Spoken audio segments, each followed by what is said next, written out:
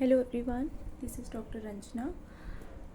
Today we are going to discuss calculation of simple arithmetic mean by using shortcut method. In our previous video, we have discussed the direct method to solve the arithmetic mean for ungrouped and grouped series both with example. Now we are discussing the arithmetic mean shortcut method using shortcut method for ungrouped or grouped series. First we discuss some formulas and then give the example. What are the formulas for ungrouped data or the grouped data series in case of shortcut method?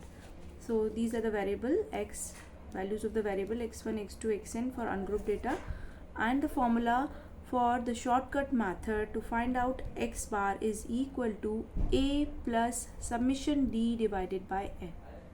What is a and what is d here? A is equal to the assumed mean. What is assumed mean?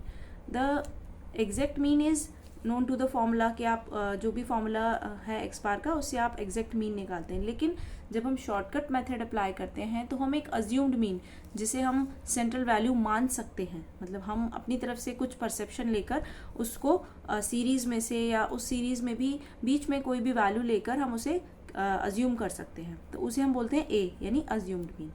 और D क्या होता है? D is the deviation from A, मतलब हर एक observation को उस assumed mean से डेविएट करना है आपको.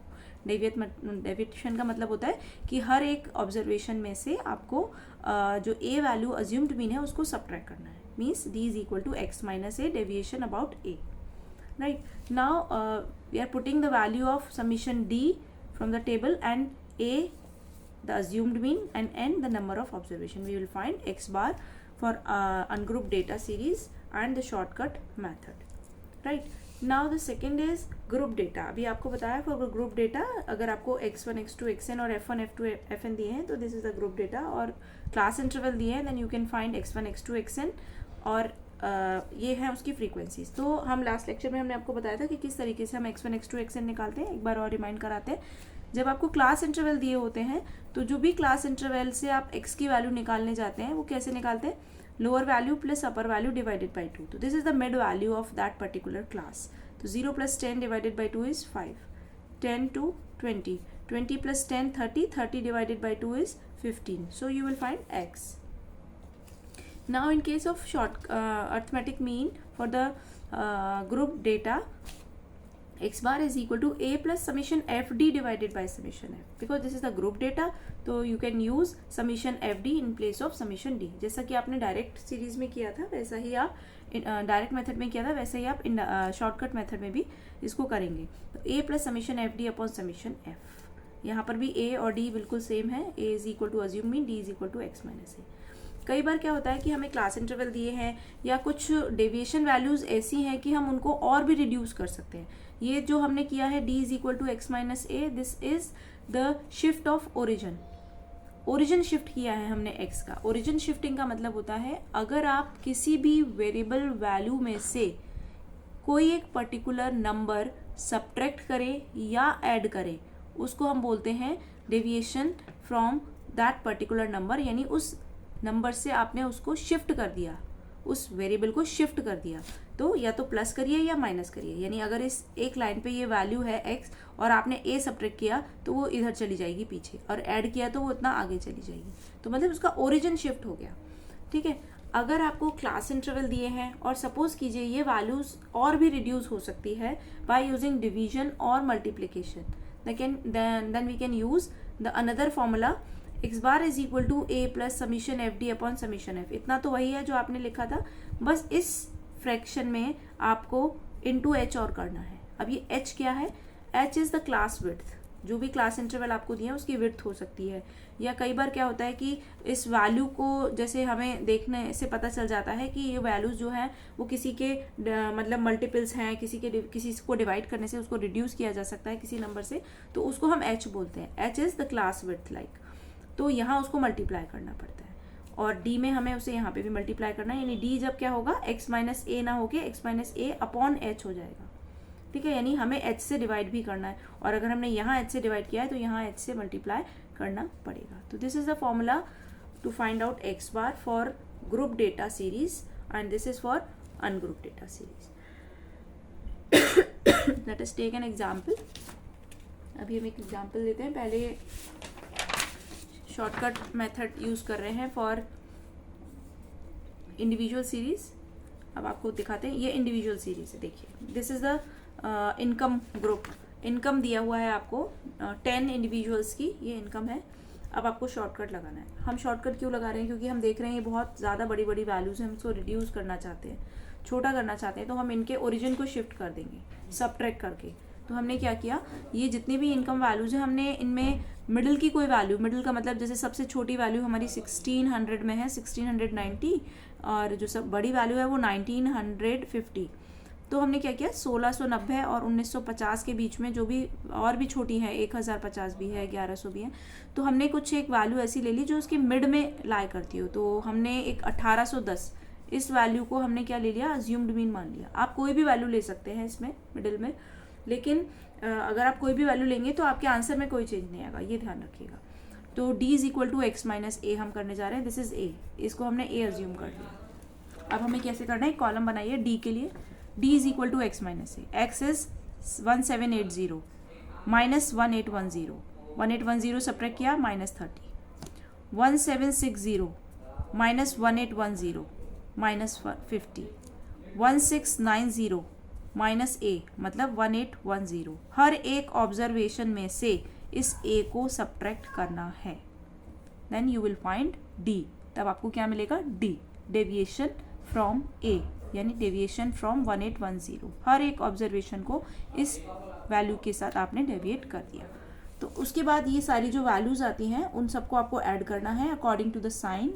माइनस है तो माइनस भी रखेंगे, प्लस है तो प्लस भी रखेंगे, और इस तरीके से समीशन डी आएगा. माइनस प्लस का मतलब है, वैसे तो आप कैलकुलेटर से करेंगे तो बहुत ईजी है, और अगर आप कैलकुलेटर से नहीं करते हैं तो आप सारी माइनस की वैल्यूज़ को पहले ऐड कर लीजिए, विद नेगेटिव साइन आ जाएंगी, और फिर प्लस की वैल्यूज़ को ऐड कर लीजिए, वो प्लस में आ जाएंगी.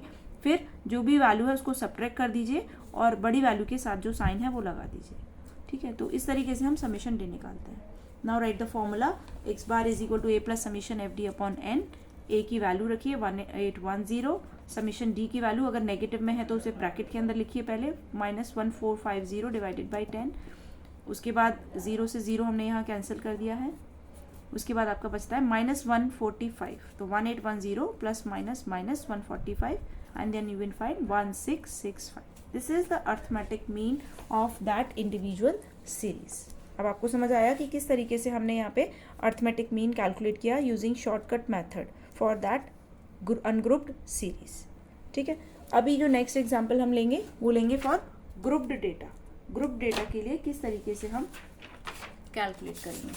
तो अब देखिए ज़रा ग्रुप डेटा की तरफ. ये देखिए, ये ग्रुप डेटा है, देख रहे हैं आप, क्लास इंटरवल, और ये आपका फ्रीक्वेंसी. ये अभी जो हमने पीछे क्वेश्चन किया था लास्ट वीडियो में, उसमें हमने यही एग्जाम्पल लिया था. अब इसी एग्जाम्पल को हम शॉर्टकट से करेंगे और आप देखेंगे आंसर बिल्कुल सेम आएंगे.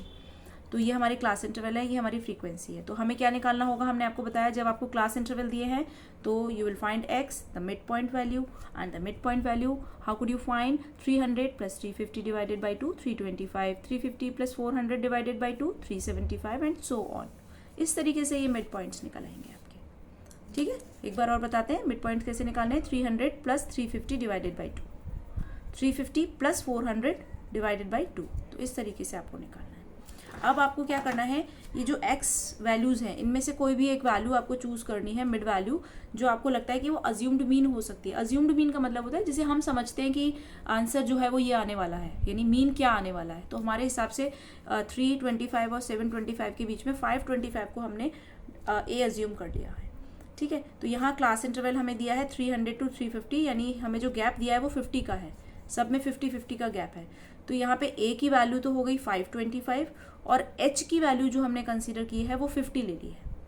h की वैल्यू हमने ले ली है 50. 50 इज द क्लास विड्थ, जो इनकी बीच की डिस्टेंस है. अब आप देखिए कैसे कैलकुलेट किया जाएगा. अब आपको x को डेविएट करना है d से. देखिए d is equal to x है आपका 325. मैं यहाँ कैलकुलेशन लिख देती हूँ. 325 minus 525 divided by 50. 325 minus 525 divided by 50, तो ये आ गया -200, ऊपर कितना आ गया -200 डिवाइडेड बाय 50, और -200 डिवाइडेड बाय 50 इज -4, आप देख रहे हैं यहाँ -4 लिखा है। बिल्कुल इसी तरीके से सारे ऑब्जर्वेशंस आपको निकालने हैं। 375 - 525 डिवाइडेड बाय 50, तो 375 में से जब हम 525 को हटाएंगे उसके बाद 50 से डिवाइड करेंगे तो आएगा -3। इसी तरीके से 425 - 525 100 माइनस के 100 divided by 50 -2। 475 - 525 divided by 50 is -1, and 525 - 525 divided by 50 is 0। तो इस तरीके से देखिए आपके ये ऑब्जर्वेशन, जो कि x की वैल्यूज ये थी और अब d की वैल्यू ये हो गई, रिड्यूस हो गई, कितनी छोटी हो गई वैल्यूज, और कुछ नेगेटिव है कुछ पॉजिटिव है। तो आप देखेंगे कि जब सॉल्यूशन आप निकालेंगे वो बहुत आसान हो जाएगा। ठीक है, अब हमें क्या करना है, हम अपना फॉर्मूला लिख लेते हैं पहले ज़रा, जिससे आपको बिल्कुल क्लियर हो जाए हमें क्या क्या फाइंड आउट करना है। x bar is equal to a हम अज्यूम कर चुके हैं, प्लस समीशन FD जो कि हमें भी निकालना है, n जो कैपिटल N हम यहाँ यूज़ कर रहे हैं वो समीशन f है, समीशन f एक बार और बता दें, n is equal to summation f। ठीक है, और इंटू h क्या है, क्लास विड्थ, h जो है वो 50 है। तो अब हमें निकालना है FD, ये हमारे पास नहीं है अभी, FD, f और d को मल्टीप्लाई करना है।